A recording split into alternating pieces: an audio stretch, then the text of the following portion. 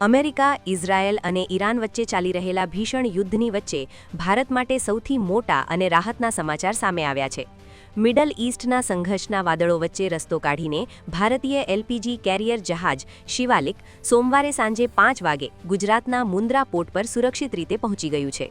ગત 14 માર્ચના રોજ સૌથી જોખમી ગણાતી હોર્મુઝની ખાડી પાર કરીને આ જહાજ ભારત તરફ રવાના થયું હતું. શિવાલિક પર 46,000 મેટ્રિક ટન એલપીજી લોડ થયેલો છે, જેનો અર્થ એ છે કે તમારા રસોડાના આશરે 32.4 લાખ ઘરેલું ગેસ સિલિન્ડર ભરી શકાય તેટલો ગેસ ભારત પહોંચી ગયો છે.